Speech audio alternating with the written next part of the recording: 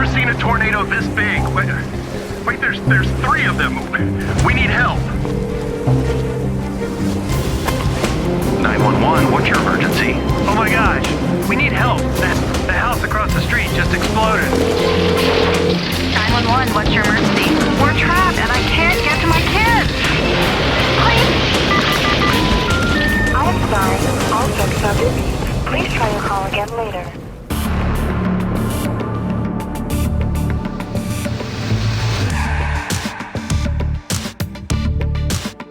This morning, we are getting our first glimpse at the destruction resulting from a line of storms that came through northwest Louisiana and brought multiple tornadoes.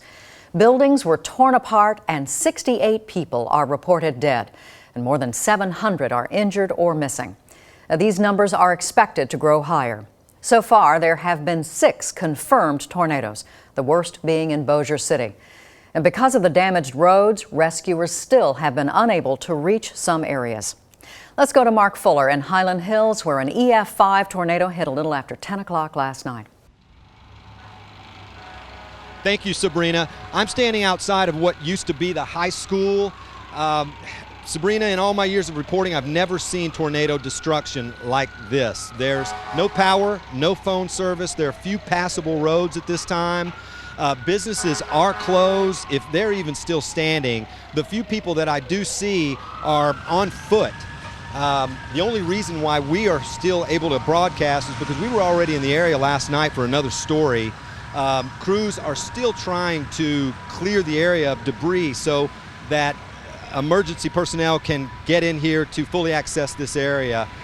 Sabrina, I'm not an expert, but I see recovery taking months, if not years, simply because there's so much to destruction that it's hard to describe. Back to you, Sabrina.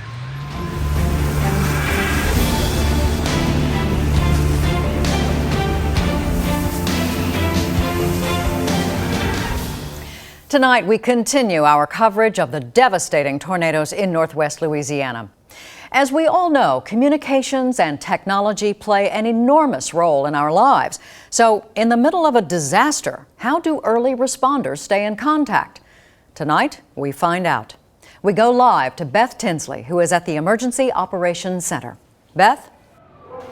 I'm at the Emergency Operations Center, or EOC for short, where local authorities are coordinating efforts across various agencies, including firefighters, police, state, and federal agencies. Within 2 hours of the tornado touching ground, the team here was actually back up and communicating by mobile phones, messaging, and even video feeds. Using a mobile LTE antenna, first responders were immediately linked. When a rescue needed to be made, authorities could determine where the closest unit was and dispatch them instantly. The list goes on. Let me give you an example. The team was able to communicate with EOCs in other cities to share information and even resources. They told me they were short on critical tree cutting equipment to help clear roads and put the word out. Almost immediately, they received word that more equipment was on its way.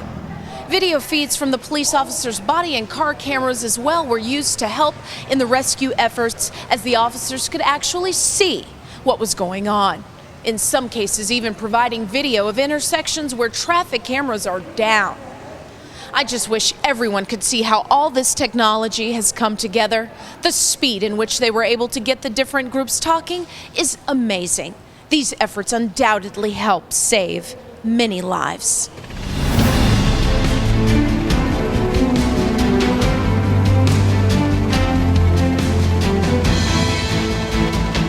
Tonight, we continue our coverage of the devastating tornadoes in northwest Louisiana.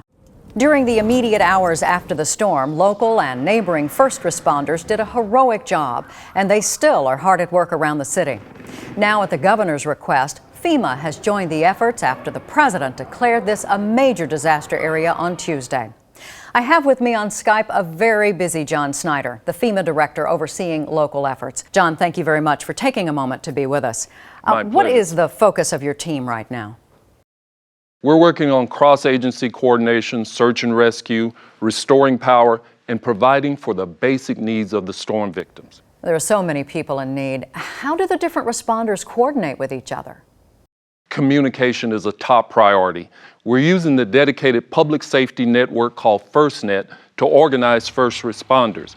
Even though most cell towers are down, we actually have portable antennas to fill the gaps and increase the signal in areas so rescue workers can send and receive information. And this is critical because many of the regular networks are down or still overloaded with people reaching out to one another. Who else has access to this network?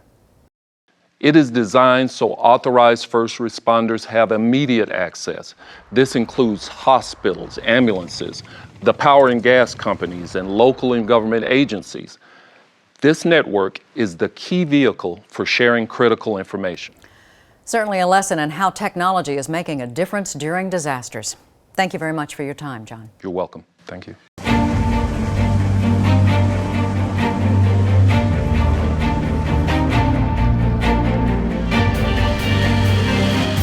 Tonight we take a deeper look into the technology that seems to be the backbone of the disaster recovery in Northwest Louisiana. Last night we learned from FEMA Director John Snyder that a special network for emergency workers was in place even before the storms. Tonight we're joined by Rick Arnett, who heads up the communications department for the Emergency Operations Center. And Rick, thanks for being with us. Thank you. Can you tell us if that LTE network is still in place right now? Yes, the network will be used until the phone and data services are available and the electricity has been restored. I've been told within minutes of the tornadoes touching down, hundreds of emergency workers were communicating by smartphones, using messaging and even videos. Is that true? Yes, using a dedicated network, early responders were linked with the operations center. And a network uses the NIMS criteria, that's the Homeland Security's framework for handling disasters, making it easier for multiple agencies to work together. And of course, the portable antennas are critical pieces of equipment, especially with so many cell towers being destroyed by high winds. Can you give us an example of how the technology works? Well, sure. When disaster strikes, there's so much activity happening simultaneously. Almost all of it requires phone or data access. That's why this innovation is life-saving. We use all the information that's available to help with rescue efforts. For example, video feeds from the police officer's body and car cameras were used to help in assessment and rescue efforts. Remember, most of the city traffic cameras were down, and we needed to see what was going on around the city. We even provided live updates to the White House through Skype so they could see the devastation firsthand. You use the phrase life-saving. Can you elaborate? Well, there was one situation where a power company crew saw someone trapped in a car and called it in. We determined where the closest fire truck and ambulance were using GPS tracking and dispatched help almost immediately. The power crew sent us video and we confirmed the right equipment was on its way before rescuers even arrived at the scene. That's impressive. I had no idea that was happening.